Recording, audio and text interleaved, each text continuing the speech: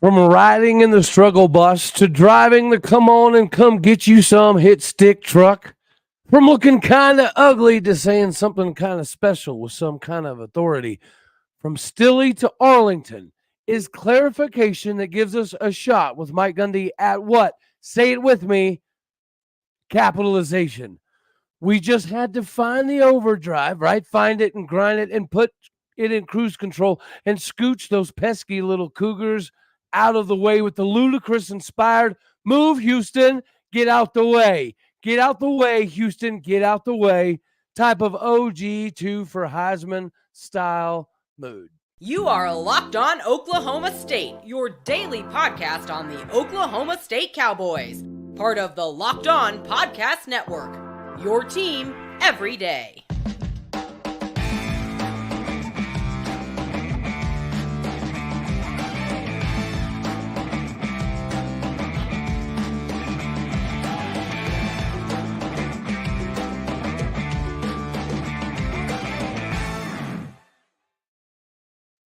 Howdy, y'all, and hello, all. Welcome back to Locked On Oklahoma State, your daily stop for all things Cowboy and Cowgirl related. My name is Cody Stovall. I want to thank you kindly for stopping by. Obviously, we have a live edition with another W. Oklahoma State is now one step closer to seeing what the view is from Houston, to see that Arlington skyline. The Big 12 title picture has gotten a little more clear today, and currently the KU over K-State situation is beneficial.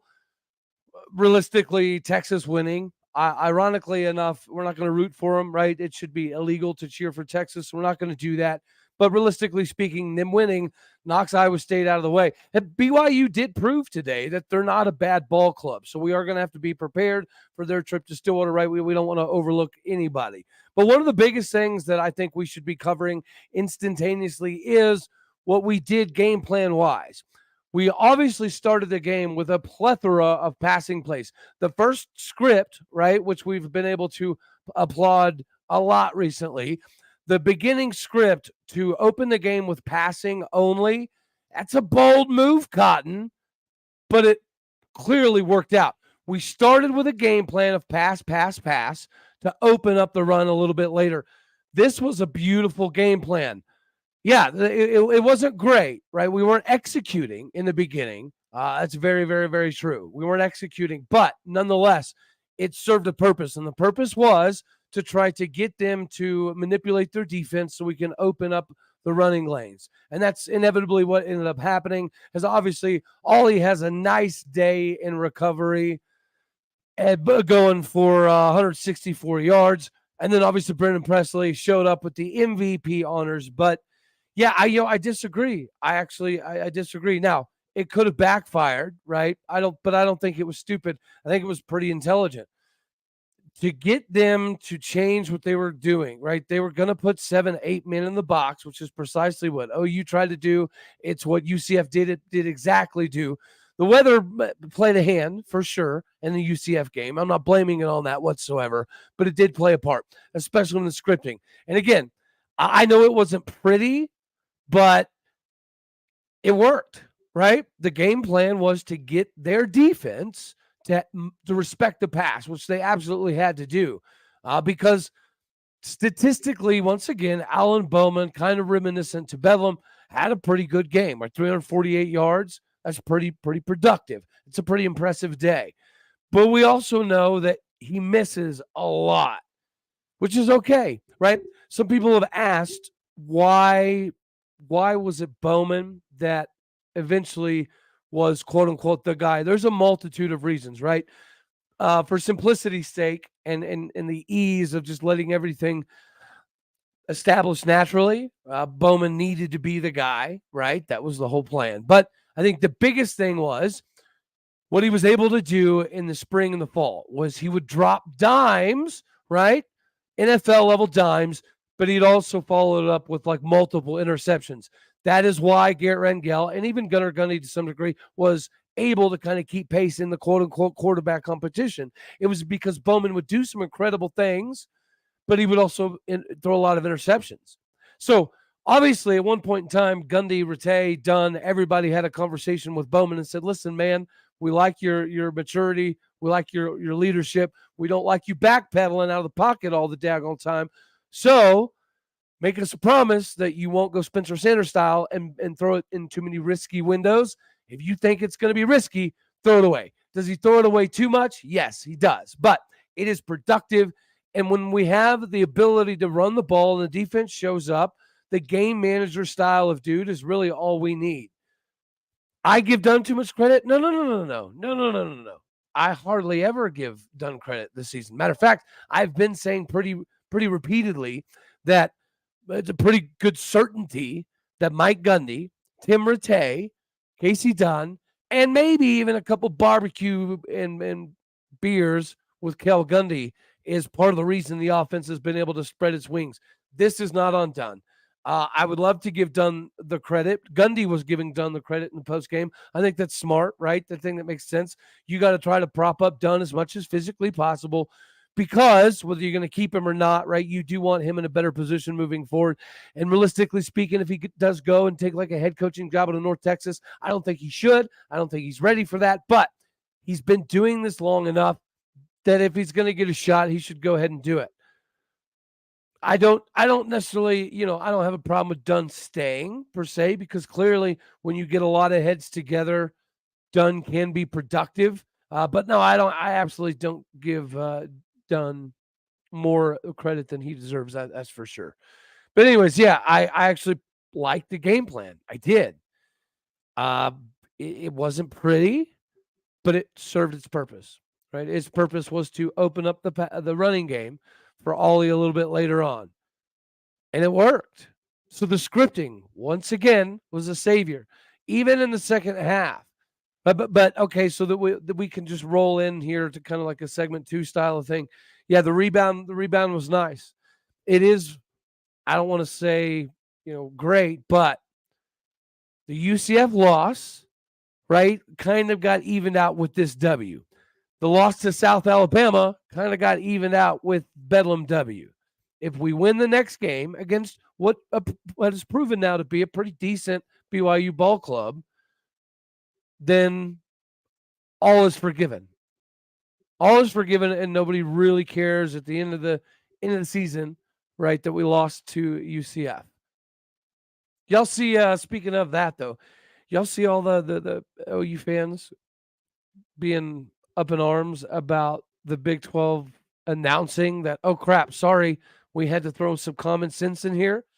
If the tiebreakers are already visible, then there's no need to change anything. It is funny that OU fans are flipping out because realistically, as long as we win, the only team that can keep winning and keep us out is Iowa State because of what? The head-to-head tiebreaker, as it should be. Just like we have the head-to-head tiebreaker over OU and Kansas State and KU. But right now, sure, Rock Chalk Jayhawk, that makes life more simple. Not going to cheer for Texas, but then winning over Iowa State does make things more simplistic.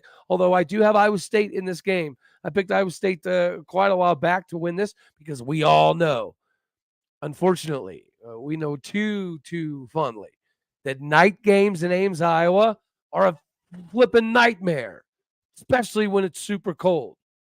So I don't envy the position that Texas is in. I'm just frustrated with these terrible start. Yeah, but again, man, we're in a fortunate position that this win does basically cover up the UCF loss, just like the win in Bedlam covered up the South Alabama loss. I know, the scale isn't exactly, 100% there, but I do think that if you are going to take into consideration one game can cancel out a game, yeah, I think this win cancels out UCF, just like the South Alabama loss got canceled out by Bedlam.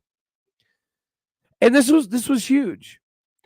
I disagree. Okay, it is a good win, not great. I disagree primarily because of the show out. There was a lot of orange there in Houston. We could talk all day about how pathetic it is that Houston can't fill up their own stadium. It's the same problem that Baylor has, even when Baylor's really good. It's frustrating, but we had a lot of orange in the stadium.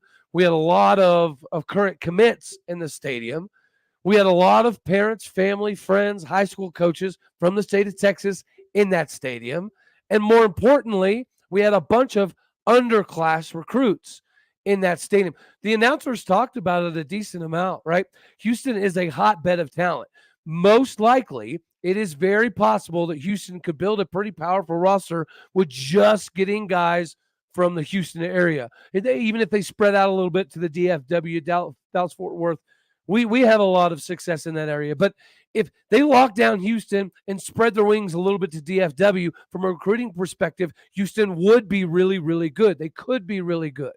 But part of what's going to keep them from getting to that level is our success. That's 100% factual and accurate. Oklahoma State has always recruited the state of Texas. We don't really deviate from that. Now, recently, we've been able to open the pipelines to the state of Utah. We've been able to open a little bit more of the pipeline to the state of California. Getting Malake Smith is massive, right? That is a great get that's going to help solidification of this class. I don't give 13 hoots necessarily what the recruiting number is right now, because if this is the new and improved Gundy that every high school coach in the state of Texas gets to see, we're going to reopen those recruiting doors. This is a game for that. Like, legitimately, I would be willing to wager maybe 40%, 30, 35% of the people in attendance tonight were Oklahoma State alums, recruits, fans, parents, families, high school coaches, grandmas, grandpas. That's why this win is big. This win is big because of what it does from a perception standpoint. We cannot allow Oklahoma State University, we cannot allow Houston to lock down the Houston recruiting market, because if they do that, they do turn into, I don't want to say a juggernaut, but if they lock down Houston and they can grab some of the DFW area, Houston becomes a major player in the Big 12 Conference. If we continue to do things like this, win in Houston with all of these alumni and recruits and underclassmen and commits and parents and everything on hand, this is good for us. This is also precisely why playing games in the state of Texas on a year-to-year basis is good for Oklahoma State. I don't care how great our recruiting acumen has become from a little bit more of a national perspective. I mean, I do care. But we all know that winning in recruiting in the state of Texas does matter. We recruit on the same level as Houston for the most part. We shouldn't. Like, every one of us could agree that Oklahoma State should not be recruiting at a Houston-style level. But numerically speaking, it's not. We're not that far off. So we need this to continue to happen. It's just, I also think that we should make sure the commissioners or the Big 12, the only thing that I think they've dropped the ball on thus far whatsoever has been the future schedules. Not having a yearly matchup with, we're a legacy now, right? With OU and Texas gone, Oklahoma State is now an OG, original gangster of the Big 12. So being one of the quote-unquote legacy members moving forward, we've got to win these games to keep the recruiting away from these young cats, because some of these schools are going to be very competitive, right? We just watched what UCF was able to do. Every team in this conference is going to have 22 guys that can play at a very high level. It's the depth that we were able to see even on display today. The offensive line has been banged up. Guys, Josiah Johnson is not in a great place physically. He's got a lot of little minor lingering injuries. Ollie Gordon's ankle is probably, coming into the day, was 85%. Clearly, by the end of the game, it was more like 65%. He's going to have some time to rehab it and kind of get it more up to snuff. But this does mean that this next week of practice, we're not going to have a lot of Ollie Gordon in the fold. And as Gundy talked about in the postgame, for whatever reason, we do need guys like Preston Wilson and Joe Mahalski and Ollie Gordon in these practices. Whenever we have some of the practices like the lead up to UCF, we were missing a few starters on the line. Ollie's starting to get a little bit baby banged up. And we didn't have a lot of continuity in practice. I think we all knew that the UCF game was going to be a little bit of a precarious situation from the very beginning, right? Before the game even started, when Mike Gundy was interviewed with the sideline guys, and he mentioned that he had to have a meeting with the team captains last Tuesday because of how flat, dead, unready, and unprepared they were for practice. It was just the Bedlam hangover. And I'm okay with it. As long as we, win these games that mask it a little bit, I'm okay with it. Now, would I be up in arms and flipping out if we'd have lost this? Yeah, okay. But let's look at it from, I think, a player's perspective. When you have guys, I think Leon Johnson is the perfect example. The poor dude was going to redshirt. Therefore, the only emphasis for the first 4 or 5 games on him was block better and you'll get body by glassed up. We'll get in the weight room and let's kind of be as productive as possible on getting bigger, faster, stronger. So that was the plan, and he was accomplishing that plan. And now he has to come in and play, and it's like, well, what's realistically likely best for him is to redshirt, right, and get a full year of being one of the top 3 main dudes. But now we need him. And after what he was able to do a few weeks ago, everybody in the fan base was very well aware that he's not a guy you can go put back on the bench. So you got to start him. So then you got to think, if he only gets like 4 games, that's not a lot of film. So if he only gets 4 or 5 games of film to give to the NFL, that's not great. But if we go to Arlington and we win in Arlington, it doesn't matter that Leon missed 4 or 5 games, realistically. I know he was physically there, but we all get it. NFL scouts will not give a crap, and that's more snaps for him to put on film. Then you got to take into consideration, I do think Leon should be a candidate for the Senior Bowl. I know this has kind of come on really late for him, which is going to be a little bit of a limiting factor. But if he can't get a redshirt year because the NCAA is beyond stupid, then if we keep winning, it's fine, right? Like today, he only got a few catches, right? But they were big-time catches. You go back and look at UCF, right? We talked the other day about how even though statistically that was realistically our worst game of the year, right? BP and Leon Johnson came up with some big-time crazy catches. Same thing with Bedlam. There was a 4th and 5 where we did like a 6-yard drag route from Leon Johnson III, and BP or Bowman does put it on a dart, but it's late and it's behind him, and it could have been a pick. Leon makes a crazy acrobatic, strong-handed catch. So again, if we would lose UCF and then we lose this game and we don't have a shot at Arlington, I mean, it would be a waste of Leon Johnson. It would be. That's just one thing to kind of, put this whole thing into more of a perspective, which is why the leadership in the locker room has to continue to rise to the occasion. Because some of these dudes did lose a decent chunk of the season, but they've also got a lot of opportunity now to put some stuff on film. All right, so we'll move to talk about Brian Nardo before I let the comment section kind of drive the end here. But y'all know I hate bend but break. I hate it.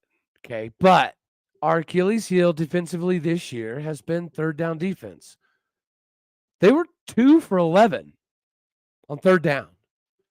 That is a massively, massively big jump for Oklahoma State defense. And we continue to be a fourth down juggernaut. We mentioned the word juggernaut earlier in the episode. We are that on fourth down. We are one of the best fourth down defenses in all of America. Third down defense has been a killer for us all year. They were 2 for 11. At one point in time in the second half, they were like 1 for 7, 1 for 8 on third down conversions. That is a big deal. And this linebacker core, guys, the reason I thought, or we had conversations about this 3-3-5 being a little bit different and a little bit better than like Haycock's version of it up in Ames, Iowa, was because of the depth we had at safety. And we have seen that because we've had some dudes banged up. We've had a couple of injuries here and there to the safety position, and guys like Cam Epps have stepped in more than admirably. We've got a lot of young guys in the defensive back room that are playing a lot. They're putting a lot of emphasis into the young guys getting playing time. And, yeah, it's been impressive. But this Brian Nardo defense, like he's quietly made the most adjustments And I know I'm not the only one because I do receive enough messages that, guys, when Kendall Daniels gets beat, when Kendall Daniels thinks he's 100% beat, he just stops running. I don't like it. I don't like it. It's weird. And I would think he would be getting his ass chewed over it, but it does happen quite often. Let's go right. Yeah. So, anyways, Nardo on the down low has been probably the most productive new coach in the Big 12, right? From an assistant perspective. Not sure what awards he's up for. And speaking of awards, can we just go ahead and give the Doak Walker Award, best running back in America, to Ollie Gordon? Can we just go ahead and do that? What a good bounce back in response, again, on a 65% ankle. Yeah, he came out of nowhere. So Bedlam Part 2 in Arlington. I would be okay with that. I would be, but hear me out. Oh, hold on. I'm going to get to you, Blake. Eyeballs, recruiting. We just talked about one of the biggest reasons this is a big win for us is because of how many Cowboys, future Cowboys, former Cowboys, families, so on and so forth, were in attendance for this game against Houston. Now, imagine that, right? Times 100. If we play a 10-1 or 11-1, whatever they'd be, Texas in Arlington for the Big 12 title. Like, again, it should be a capital punishment crime to root for Texas. So we're not going to do that. But secretly, softly, silently, if they knock Iowa State out of the way, give me all the marbles. Give me the biggest, give me a top 4, 1-loss Texas. Imagine what that would do for eyeballs, for marketability, for recruiting, for the local area, the alums, the players, parents, friends, family, high school coaches. I'll emphasize that one again. High school coaches. There's a relationship that needs to be kind of rejuvenated. And all the high school coaches in the state of Texas are waiting on is the genuine nature of why I must send my kids to Oklahoma State. And that starts with Gundy. And we're seeing that right now. So every time a high school coach gets to go to these events, like this win over Houston in Houston, and they see this new, rejuvenated, revitalized Mike Gundy, it will do wonders for, okay, my 4-star running back, maybe we should go check out Stillwater. Maybe we should cancel that trip to Ole Miss.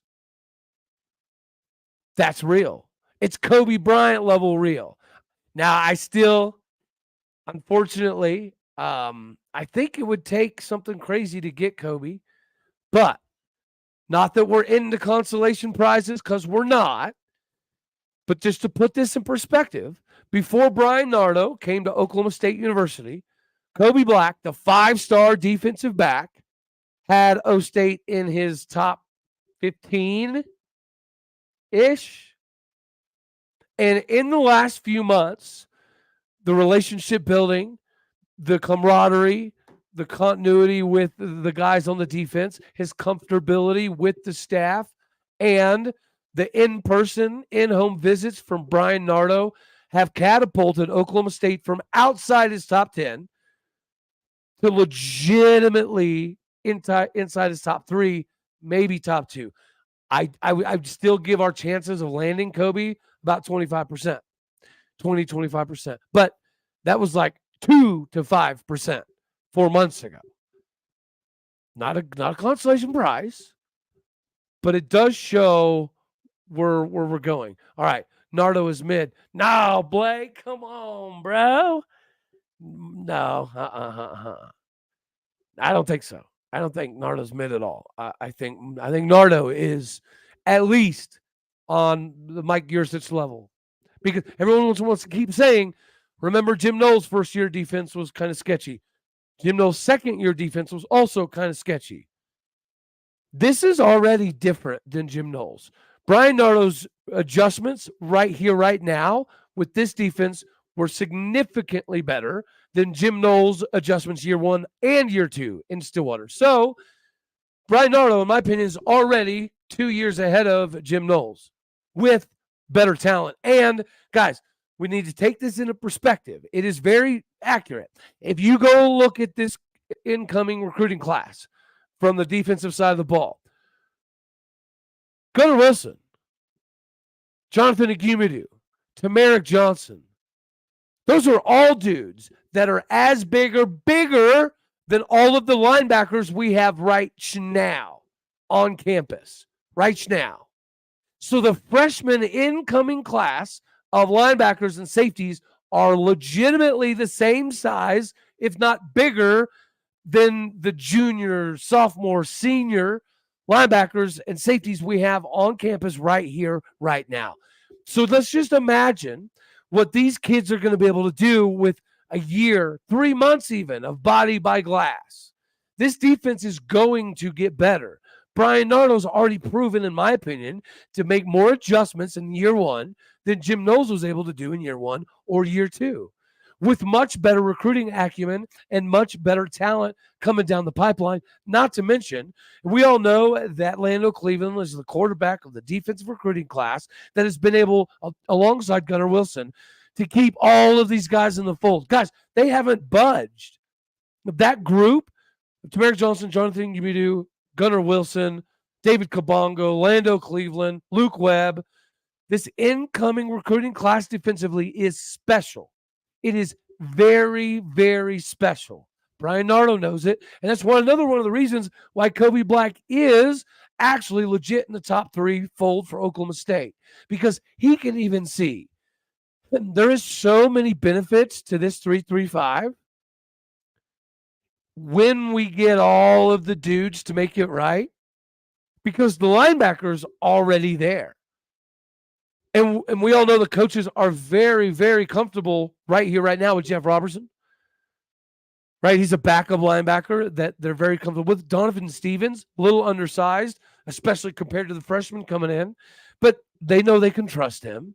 They've got some guys that have enough versatility to move and slide from safety to DB to even linebacker to some degree, including the commits that we have coming in.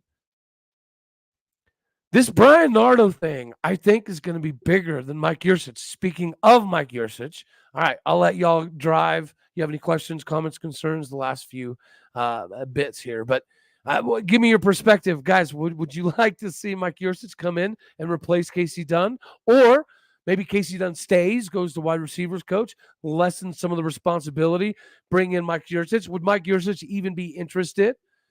Does Mike Gundy have things so well oiled to some degree offensively that he thinks now with the combination of Rattay, himself, and Dunn with a little bit of Cale Gundy in the barbecue mix is the new secret to success, and we don't need Mike Yurcich?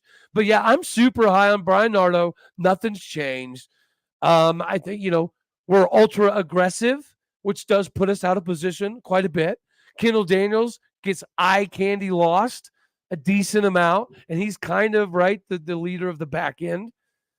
So I do think that there's a couple things that Nardo still needs to tweak. I think he wants a little bit more pressure from the defensive line. This 3-3-5, it is predispositioned for the defensive line to eat up more gaps to allow the linebackers, but you have to have linebackers capable to exploit the success of the alignment of 3-3-5. We have that. These linebackers are phenomenal. And we get Justin Wright back.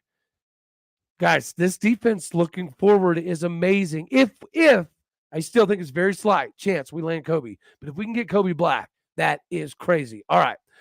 You think it's going to be fine? We should have one coming. Yes. Yeah, we do get beat, but we're going to have some replacements for somebody like a Trey Rucker in the very, very near future. Yeah, I think I'd be fine with it. 100%. Yeah, give me a top 4, top 5, 11-1 Texas in Arlington with 7, 8 million, 9 million eyeballs, and we knock them down. We're not good as the favorite. We're just not. We're good as the underdog, and we're good against Texas. That's one that we don't have to be worried about. We don't have to be scared of. You know what? We'll stay on here a few more minutes. unless you guys are ready to rock and roll. Yeah, I'm excited. I haven't been able to check. What's the score of Iowa State, Texas before we get out of here?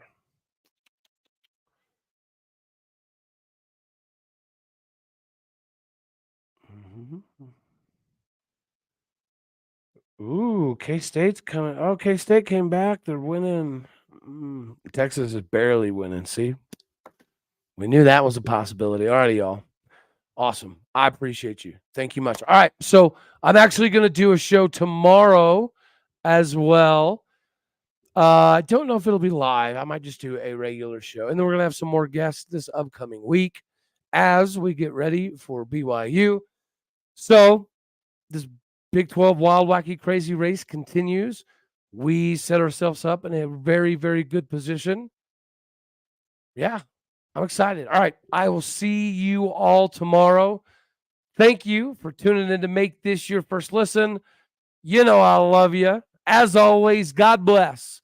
Go Pokes. And thank you for tuning in. You could be anywhere. So happy you choose to be here. Arlington, Stilly to Arlington. It's a thing. It's a thing. It's not a dream. Alrighty, guys. Appreciate you. Later, taters.